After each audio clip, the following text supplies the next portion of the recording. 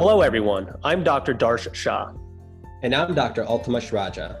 And welcome to Medicine Redefined, a podcast where we will explore the often overlooked but necessary components of health, what we consider to be the fundamentals.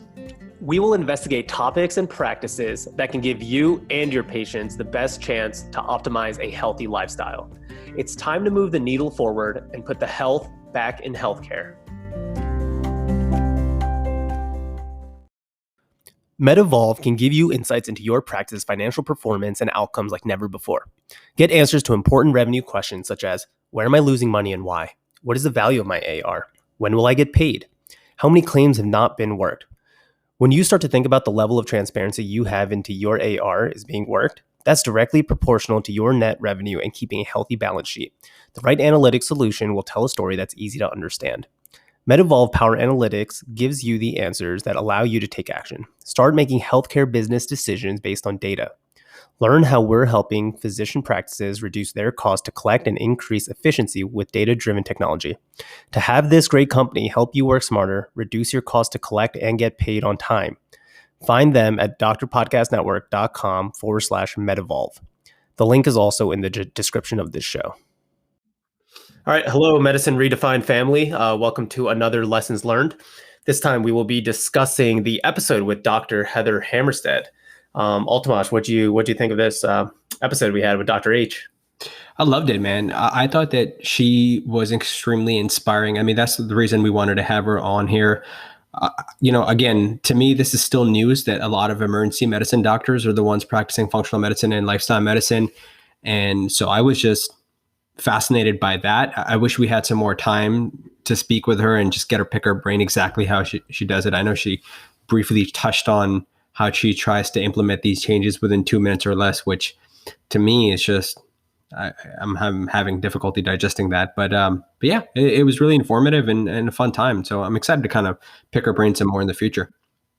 Yeah, absolutely, man. I think that was the one thing that I learned over the past year is how a lot of EM docs at least turn over to lifestyle medicine. And for her to keep doing both, right, is that she still does night shifts for EM. And then she also has this lifestyle medicine clinic that she runs, is very cool to see because she's seeing both ends of the spectrum. And I think that essentially can make her a better provider.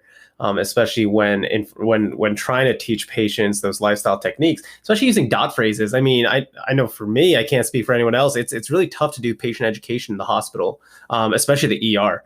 But I think over time, when you get that experience, I guess it just comes naturally after a while. Yeah. Ultimately, the better you get. I mean, what do they say that the true mark of somebody who really understands something is when they can kind of simplify it and use less words to try to explain it. I think that's what you get. The better you get at it, the less time you need to kind of get the message across. And you also figure out what kind of cues a different person might respond to and that kind of stuff. And that's the art of coaching, right? So it's really cool. Were there any specific points that stood out to you? I know we touched on, we were jumping around because we had such little time with her that we wanted to kind of cover so many things. Was there anything that stuck out to you?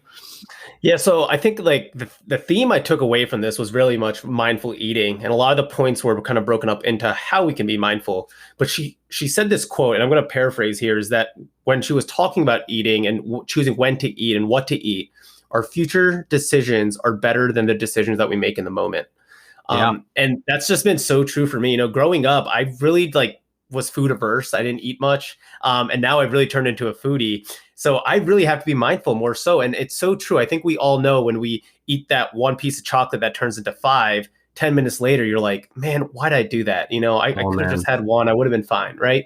And so she states that, hey, let's just wait a little bit, give yourself 5, 10 minutes and really just tune into how you feel. And I guarantee you're going to make a better decision once you wait a little bit. Yeah, I think the specific question was that I might have asked her how she approaches when her clients and patients have to deal with quote unquote cravings. She mentioned that she doesn't necessarily love that word. She instead prefers to use urges as a better word. And I think she said essentially what you just said, kind of if you delay the action, you just sit in that moment and you try to ask yourself, hey, is this really hunger that I'm experiencing? And if it is, what kind of hunger is it? Is it body hunger? Is it like a social hunger? I think that's when she gave the example of eating chips and watching the Steelers, right? Because you associate that specific environment with that whatever the cue is, right? This goes back to Atomic Habits, and that whatever that environmental cue is, and that's why you're eating, versus emotional hunger. Do I need that chocolate? Speaking of chocolate, are you a milk chocolate guy or a dark chocolate guy? I love dark chocolate. I've now turned to, so at Costco they have Hu chocolate, the brand HU. Mm-hmm. I guess it's like short for human. It's like phenomenal chocolate. It's like dairy free, like low sugar. It's what I think Is most it like dark or milk chocolate or dark it's chocolate? I guess it's similar to milk chocolate without the milk. But then I also do I love these that. keto bar chocolate as well, which is more dark chocolate, which I love because it has a little bit of like salt in it too. That's my Yeah. go-to. Yeah, you know what? It's interesting. I found kind of the sweet spot for the amount of cocoa for dark chocolate for me is kind of above 80%. That's the point where if I'm at like 80% or a little bit higher, where I can have just enough where it satisfies my quote unquote urge, but I don't just eat the whole bar. That's 3 servings. It also gets real chalky once you get past like 80. I feel like I after know. 80%, it's tough to eat a whole bar. So This yeah. is a good point. And I think the other thing, it's sorry, we're digressing there, but that's valuable stuff right there. I mean, yeah, we know that dark chocolate has benefits as well, but yeah, I think the harm will outweigh if you just ate like 3 servings of 70%, because there's still some sugar in there. But what I also like that she talked about the hunger scale. That's the technique she uses for her children, right? And I think her children are relatively young. Both of them are less than 10 years old from what I remember. And she says, hey, like, are you like, just famished at this point? And it's hard to kind of put that into like words, but if you can use a scale and say, oh, I have like a 5. And so maybe I can eat some more, but or maybe I'm at a 9 and I don't really need to eat. I think that's an easy way to figure out. Obviously that's something that probably takes some time. That's probably like the pain scale that we often use when some patient will be sitting in front of you chilling and it's like, I'm a 10 out of 10 pain. And so that probably takes some time experience too. Yeah, absolutely. No, that was one of the points I took away too, and something that I think I'm going to implement, especially with my fast, because so many times when you're fasting, and let's say I'm like 36 hours in, I'm like, okay, my hunger scale is at a 10, but is it really? And then she said, like, could you run a mile and still be fine? If you Mm, can, you're probably not at a 10, right?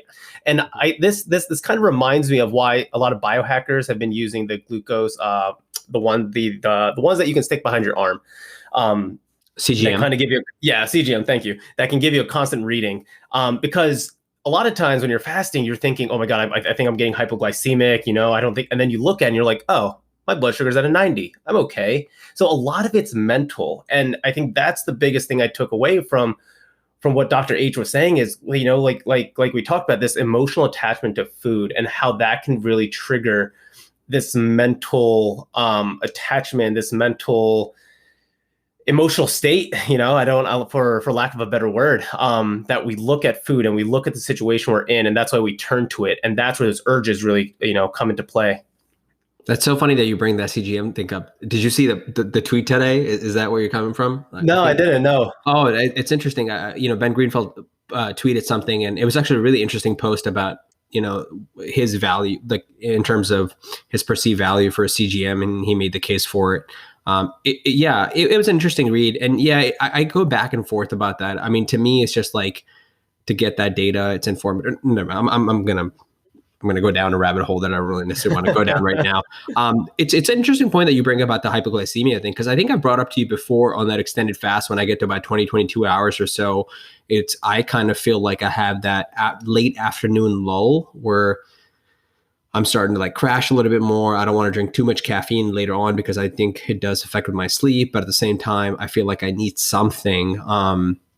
And my extremities get colder too. But yeah, that's such a complex process though, because that with the hormones, and especially at Peter Attia, what he talks about, the insight that he's gotten from his CGM, that his glucose is more affected by the level of cortisol, more so than even like, especially the fasting glucose. If he had a stressful night the night before and he didn't sleep well, in the morning his cortisol can just like bump up the glucose levels. Like again, most people have had, if they've had blood work done, they've had fasting glucose levels checked where it's typically supposed to be between 70 and 90, and that's normal. Most people will know that. After a certain point, like 130, we'll be like, okay, we're concerned about like diabetes and something's going on.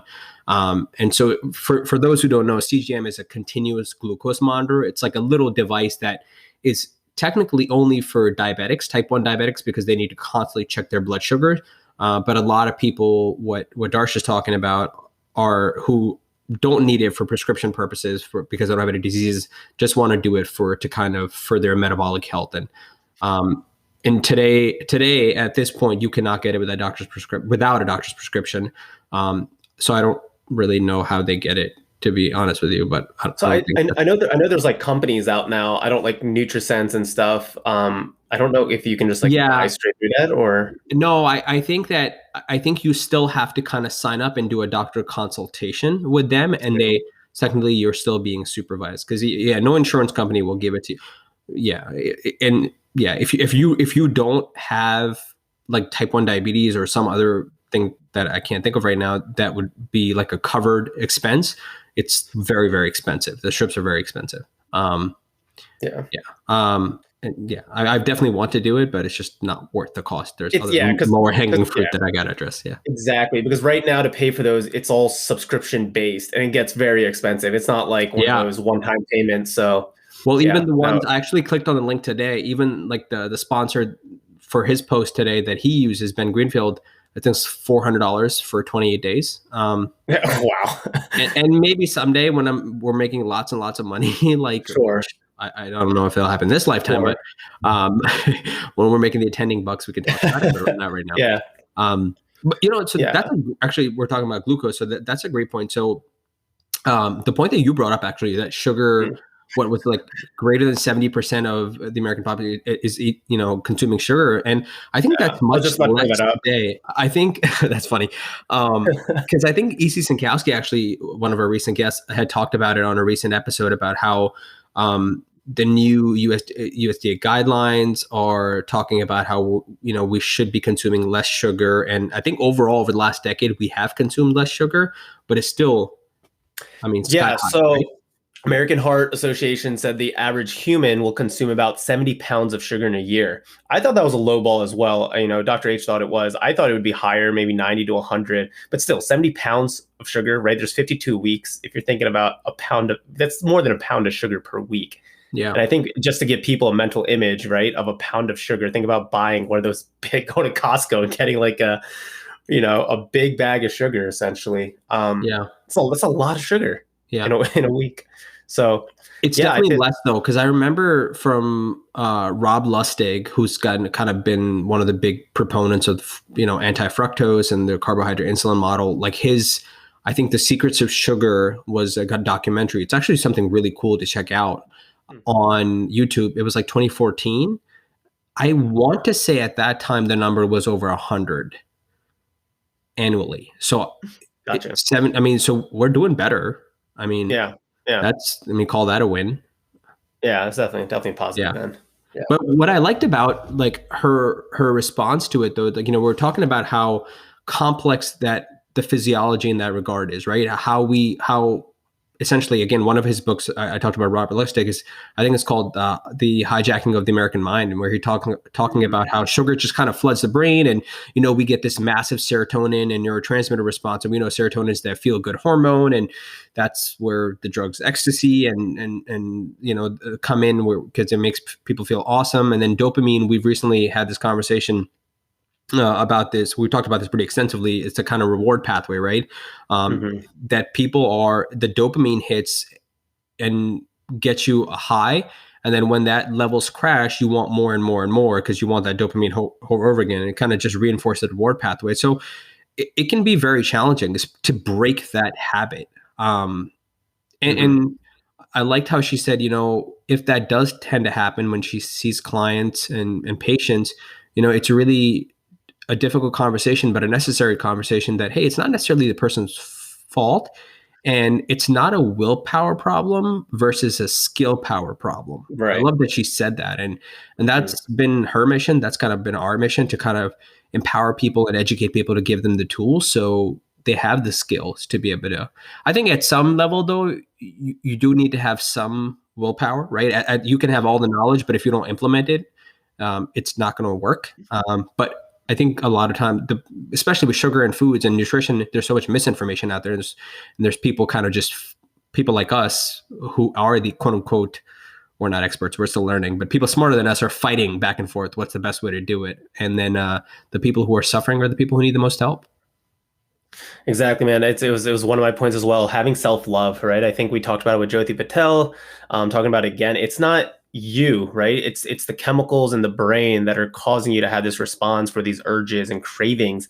But it's understanding those cravings, not having that knowledge, and not using it as an excuse. Not necessarily saying, "Oh, well, this isn't me, so I can keep going. I can have as much Exactly. sugar as I want," right? Yeah. So it takes me back to my third year rotation in medical school when I did geriatrics.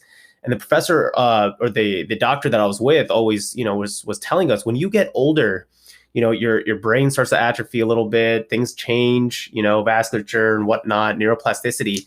And when you see these changes in adults that drink less water or don't get as hungry or personality changes, you can't blame that 80-year-old, that 90-year-old, right? It's the brain, it's not them.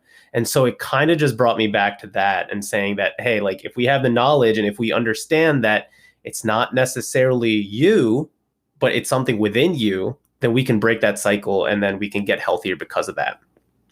Yeah, that's awesome. I mean, that's sage advice right there. So speaking of behavior change, that brings me to my next point, something that really stuck with me because I'm reading this book right now is we're talking about behavior change and how to make it sustainable. And we all talked about the why, right? Hmm. One of you told me that you had already checked this book out called Start with Why, when Simon Sinek talks about you always have to start about what the purpose is.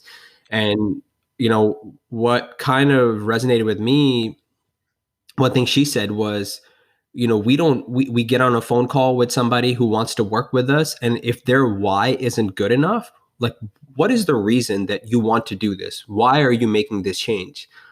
If the why isn't good enough, they don't even work with them. Right. I like that. I mean, it sounds, it's not, I'm sure they're not dismissive about it. And, people who need help, they're willing to help. But at the same time, I recently had a conversation with this kind of reminds me, with a close friend who was like, oh yeah, what about like, you should do something, put a product or something like, 4 weeks to this. And, Yep. and that reminded me about what EC talks about when it comes to nutrition. It's like a 4-week diet, a 6-week diet. That's not what we're talking about here. We're talking about sustainable change. We're talking about long-term sustainable change. If you want to make any incremental, just, improvement in health, that's what we have to do.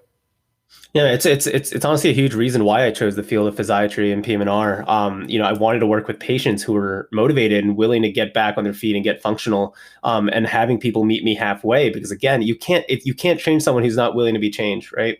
So yeah, that was a really good point. Yeah, and I think this is kind of where the art of motivational interview comes in. It's deeper than this, but at the core of it, they keep asking the question why. When somebody comes to you and like, well, hey, I'd like to eat better and exercise more. Okay, well, why? Why is that important to you? Why do you want to do that? Well, so I can lose X amount of weight. Okay, why is losing this amount of weight important to you? Yeah. Because I have a wedding coming up. Okay, why is it important that you are 30 pounds lighter for X amount? You know what I mean? You keep going until you identify exactly what it is, and then you can kind of hang your hat on that. Yeah. So what's interesting is Dean Graziosi has a book called The Millionaire Success Habits, and he has that in his book. It's called 7 Reasons or 7 Layers Deep. And pretty much you keep asking why.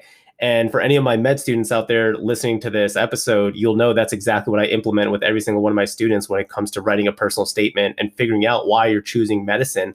Because you don't want to keep it to that superficial level of like 2 whys. Like, why do you want to go into medicine? I want to help people. Okay, why do you want to help people? Well, ever since I was younger, I saw my grandma. Okay, well, why does that matter, right? And as you keep going, that's where you really, it hits the soul, and then you'll never forget about it. And that's going to be your motivation, that driving factor, as you keep moving forward. I love that. What's it called again? What's the name of the book? It's called The Millionaire Success Habits. Millionaire Success Habits. Cool. Yeah. Awesome. Yeah, I'll have to check that out myself. Actually, got to put that on the list here. Look, yeah. What else? What else do you remember, man? I mean, I think that it was awesome. I mean, like definitely a lot of, 30,000 foot overview. We jumped around a little bit, and we're definitely hopeful that we're going to have her back. I think actually the plan is to kind of have her back and dive a little bit deeper into some of these topics. We talk about the mechanistic changes and some of the physiology, as well as dive deeper into what the actionable tips are that people can take away in making sustainable change and dealing with, these complex things such as urges. We kept it pretty high level, but hopefully we'll dive deeper into it next. But the one thing that her parting words, I really love that. I mean, there's not much I didn't love, but her parting words, I think that she kind of left is basically, at the end of the day, we have to control what we can control, right? And what can we control? I think she said something to the effect of, how much we move, right? That's exercise. And exercise doesn't, again, I think when we say exercise, people are like, oh, it's training with barbells or dumbbells or stuff, or running or on a treadmill. People have that notion that's exercise, but I liked it the way I like it the way she phrased it, right? How much you move. And that's just getting up and walking, going for a walk outside, maybe not staying on the desk for 5 hours straight, maybe getting up, every 30 minutes and maybe taking a lap around the office or whatever, just activity that you can incorporate throughout the day. What we put into our bodies, right? That's of course food and nutrition, essential, but also exogenous substances like supplements and medications and all those kinds of things. And then the last thing that she had said was our thoughts and our inner state. I mean, this is something that you are exceptional at, or definitely better than me at, but that's kind of the building the distress tolerance, right? And how do we do that? We do that with mindfulness. We do it with our social connections, right? We do it with just working on our emotional reactivity and that kind of stuff. I'll add one more thing to it. It's basically how we recover. And that's kind of like the bedrock of all of these. And to me, that's where sleep is, the foundation of all that. It's what Matthew Walker calls the Archimedes lever, or what Charles Duhigg would say is the kind of like the keystone habit. At least for me, it is. So that's what I want to add. Absolutely. Awesome. Well, everyone, I think this is definitely an episode you should check out. I'm excited to have Dr. H in the near future again, exactly like you said, Altamash, going into some deeper stuff here, into the science maybe of addiction and gut health and mindful eating and the gut-brain connection and a bunch of other stuff. But this was just a great overview. Right on. All right, man. All Next right. time. Yep.